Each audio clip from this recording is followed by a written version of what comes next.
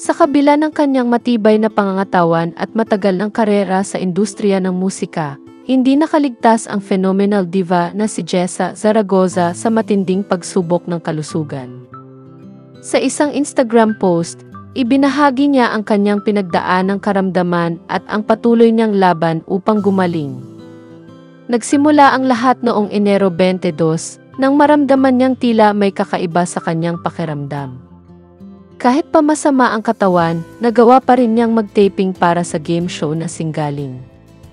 Ngunit makalipas ang 2 araw, tuluyan nang nawala ang kanyang boses. Dahil dito, agad siyang nagpasuri sa doktor at nalaman niyang may upper respiratory infection siya, isang karaniwang sakit sa panahon ngayon.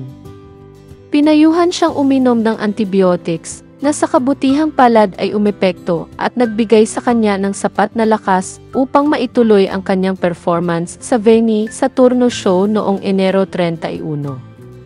Subalit, inakala niyang tuluyan na siyang gagaling, ngunit mas lalo pang lumala ang kanyang kondisyon. Sunod-sunod ang mga sintomas na kanyang naramdamang pananakit ng katawan, pangangapal ng balat at matinding panghihina. Sa una, inisip niyang maaaring ito ay urinary tract infection UTI ay ngunit negatibo ang resulta ng kanyang mga pagsusuri. Kasunod nito, nagsimula na rin ang kanyang tuyong ubo habang tinatapos ang kanyang natitirang mga trabaho noong Pebrero 3 kinabukasan, nagkaroon siya ng paulit-ulit na lagnat. Ramdam niyang mas lalala pa ang kanyang sakit bago siya tuluyang gumaling. At hindi nga nagkamali ang kanyang hinala.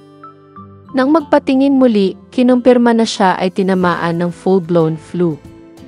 Ako na ang kumpletong package ng lahat ng sintomas na maiisip ninyo, biro ni Jessa sa kanyang post. Dagdag pa niya, sa sobrang tindi, napapakanta na lang ako ng parang di ko yata kaya habang naiiyak sa ubo. Sa kabila ng lahat ng ito, hindi nawala ng pag-asa si Jessa.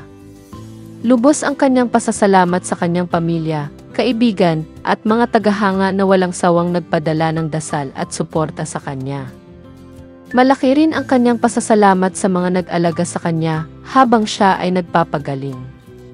Bilang panghuling paalala, nagbigay siya ng mensahe para sa lahat. Euros, ito ay isang paalala sa ating lahat na makinig sa ating katawan at bigyan ito ng pahinga kapag kinakailangan.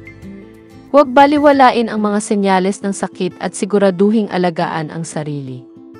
Hanggang ngayon, patuloy pa ring nagpapalakas si Jessa Zaragoza, hindi lang bilang isang phenomenal diva, kundi bilang isang matibay na babae na kayang lampasan ang anumang pagsubok, kahit pa ang matinding hamon ng kalusugan.